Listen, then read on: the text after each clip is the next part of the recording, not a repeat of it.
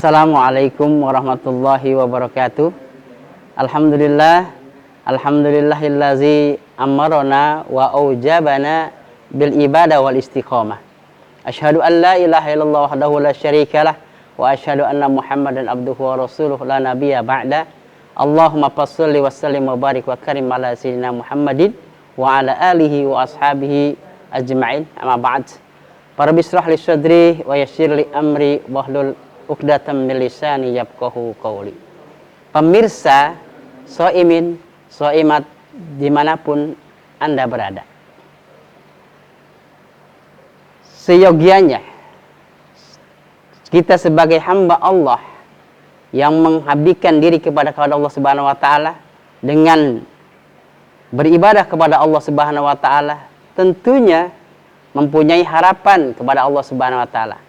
Apa harapan yang sangat penting? Yaitu mengharapkan agar semua ibadah kita diterima oleh Allah Subhanahu wa taala.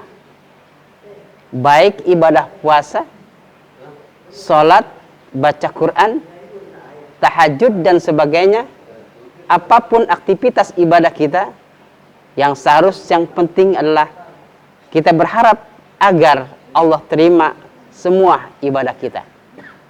Dan semua ibadah kita bisa tembus ke arsy-Nya Allah Subhanahu wa taala kalau didasari dengan 4 perkara. Seorang ahli hikmah menyatakan, yahtajul amal arba'ata asya. Amal itu membutuhkan 4 perkara. Hatta yaslim, sampai dia tembus ke arsy-Nya Allah Subhanahu wa taala. Kalau ingin amalan kita tembus ke Allah Subhanahu wa taala, oleh Allah Subhanahu wa taala, harus ada 4 hal. Yang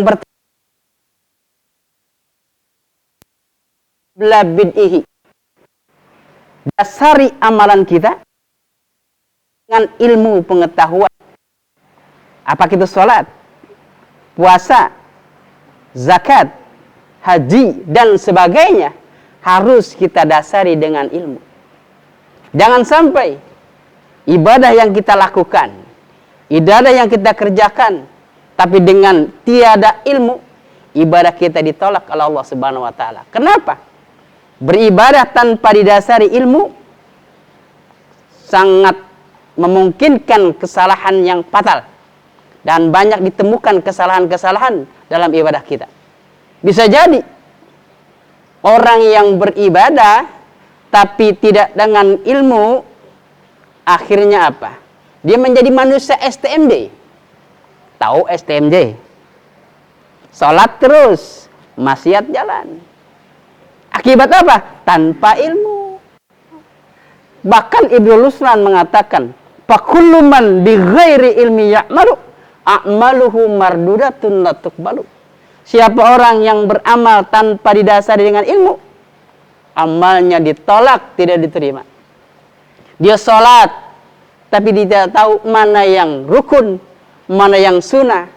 Dia puasa, tapi dia tidak tahu mana yang bisa merusak pahala puasa, dan mana yang bisa membatalkan ibadah puasa.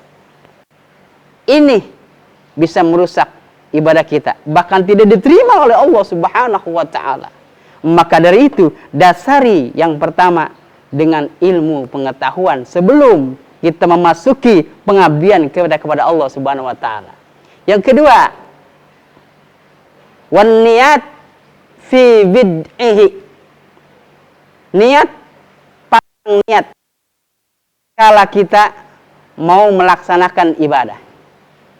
Karena kata Rasulullah, innamal a'malu binniyat wa innamal likulli imri'in ma nawa. Hanya saja kata Rasulullah, amal itu dilihat dari niatnya. Tergantung apa niatnya dalam kita beramal.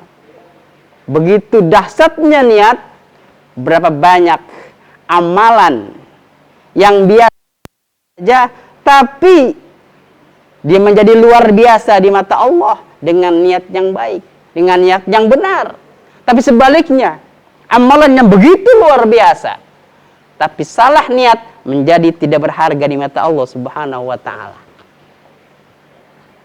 Begitu penting sebelum kita memasuki ibadah, apapun bentuknya, apapun jenisnya ibadah kita, pasang niat yang tulus kepada siapa? Kepada Allah Subhanahu wa taala. Tulus ikhlas kepada Allah Subhanahu wa taala. Pemirsa shaimin, shaimat rahimakumullah. Masih banyak lagi hal-hal yang dapat membatalkan atau menjadikan amalan tolak Allah Subhanahu wa taala. Insyaallah dalam pertemuan selanjutnya kita akan membahas kelanjutan dari hal-hal yang bisa menjadikan amal kita ditolak oleh Allah Subhanahu wa taala. Demikian apa yang dapat kita sampaikan. Kurang lebih mohon maaf. Bila taufiq wal hidayah. Assalamualaikum warahmatullahi wabarakatuh.